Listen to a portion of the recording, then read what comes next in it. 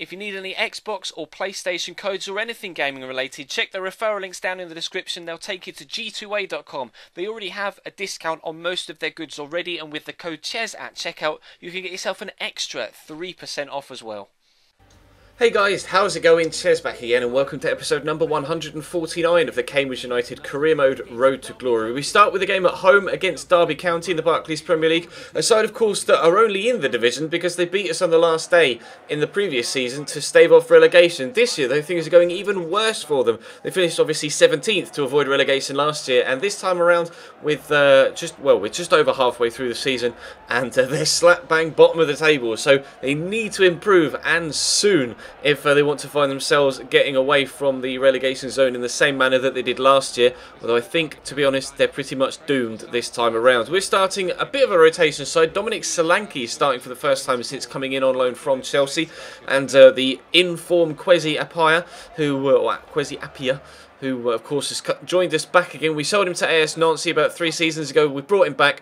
Took him one game to kind of find his feet, or for me to get used to playing with him again. And then he's just started banging in the goals the same way that he did before. So we're pleased that he's obviously hit the ground running since rejoining us, and he's going to get played through here by Dom Solanke. Chance to put us 1-0 up after 16 minutes. Gets the shot off, but it's well blocked by the goalkeeper. Cleared away by the defender, but it finds its way back to Solanke, who has his shot then saved again. And Adarabioyo is on hand to pop it into the back of the net to eventually give us a 1-0 lead. I accidentally, you know when you just try to change player and then you accidentally end up lobbing the ball? I did that with this particular chance, but I think if I hadn't done that, if he hadn't tried to chip it and he'd kicked it along the floor, it probably would have been blocked by the defender. You see this second time, if he'd have kicked out along the floor, the defender's legs probably would have cleared it. But because he lifted it off the ground, the defender kind of leaned forward, lunged past the ball, and we were able to get it into the back of the net. So a 1-0 lead after 16 minutes, and then they get a free kick after 20 minutes and equalise immediately.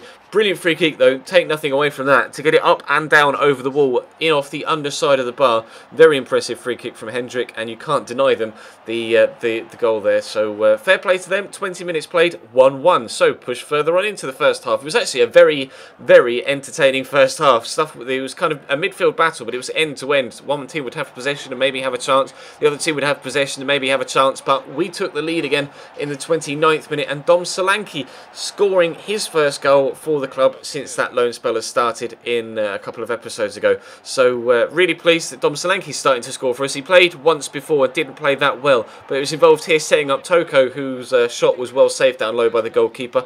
And then from that corner, they smashed it clear towards the halfway line again, but we were able to build up once again. Ball into Dom Solanke, and again it's going to slot through Toko. This time though, unfortunately can't get it on target. I was so annoyed at him at the time that he wasn't able to at least get that on target and trouble the goalkeeper. You see, he's just got so much space. I wanted him to take it on his right foot, and he didn't. He just kind of swept at it with his left, and it just wasn't very good technique, and it wasn't very good finish either. So into the second half we go, still with the 2-1 lead though. Adarabioyo slotting through Jack Grealish here. Was a lovely little scoop turn, does 2 defenders there, and then goes for a finesse shot, but puts it straight at the goalkeeper. I was aiming for that far bottom corner, but Bellerin gets it back off the defender. Toko into Grealish again, and he's going to turn inside 2 defenders again, have another shot, and it's going to go straight at the goalkeeper again. So he still can't get our third goal. So Jack Grealish, really unfortunate there not to give us a 2-goal advantage. We had to be wary that Derby weren't going to come up the other end and equalise again. You can see coming down the left-hand side with Forsyth here with 10 minutes to go. Good cross comes in. Thorne wins the header and pops it into the back of the net. But you can tell by the scoreline and the fact that only he and one other teammate are celebrating, it was offside. Goal disallowed. The chance for them to equalise there taken away by the linesman. Then we catch them on the counter-attack. They really threw everybody at me. You can see we play Kwesi through here 1-on-1.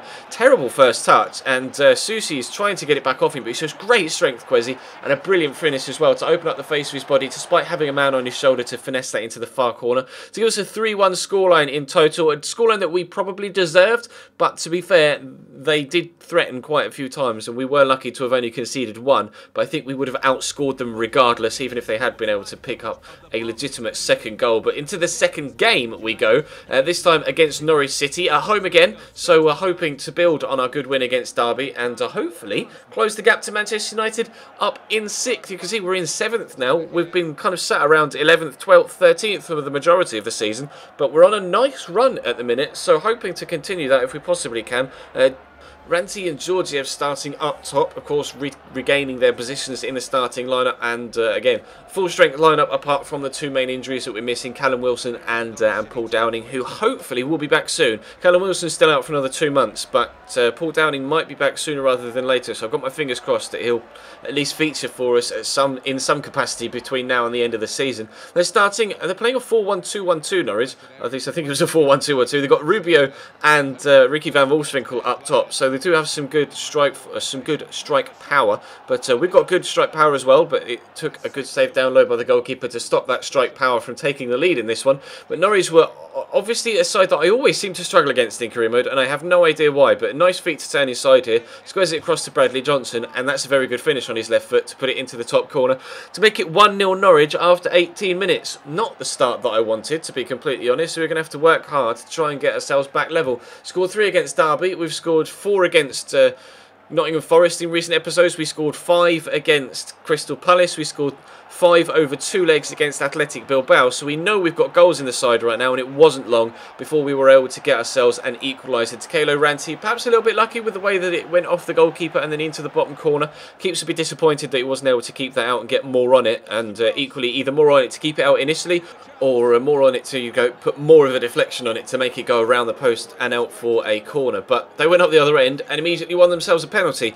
Quite annoyed at the way that this penalty was won, in actual fairness. Cresswell trips over the man in front of him, you'll see from the replay, and then just kind of stumbles into, you see, trips over the leg there, so technically he gets tripped and that's the foul, and then he stumbles and knocks their man that's on the ball over, so the referee points to the spot. Ricky van Wolfswinkel steps up, but he hits the bar and the keeper pounces on the rebound, so they don't take the lead. Justice perhaps with that particular chance. You'll see from the action replay, or the goal decision system replay, that it was definitely not over the line, although it was very close to bouncing off the underside of the bar and going over the line, literally a ball's width away from being 2-1 to Norwich. But into the second half we go. We'll try and make it 2-1 to Cambridge if we possibly can.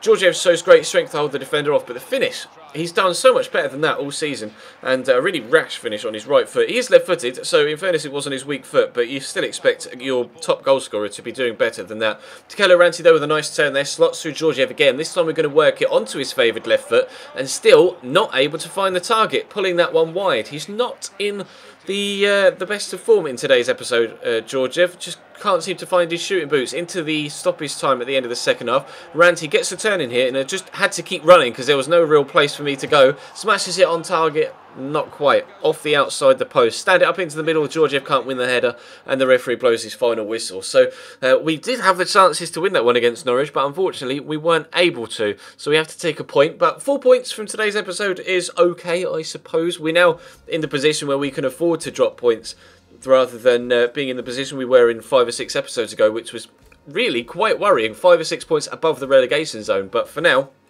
we're definitely well established in the top half of the table now. As always, with a squad report, if you want to pause it at any point to find or have a closer look at any particular player's stats in closer detail, then feel free. Unfortunately, this short-term loan glitch hasn't really worked for Jenkins Chikui, and he's not really growing at all. So I am really tempted to send him on for a big fee in the next window, but we'll have to wait and see what happens between now and the end of the season, and also gauge what you might think in the comment section about letting Jenkins Chikui go. We'll mention that in a transfer targets video, perhaps either the end of the season in the season roundup, or a transfer targets video at the beginning of the next season. But Strahl Georgiev has definitely been my best striker this year. We thought Callum Wilson was going to be the best player, and he and Ranti were going to strike up a partnership, and then Ranti's stats started to drop, but they've actually picked up again, which is strange. His physical stats started to drop, and then his technicals have started to go up, so he definitely is going to stay at the club rather than me moving him on. But look at that, Kwesi comes back in and scores 5 goals in 5 games. Can't really ask for more than that, can you?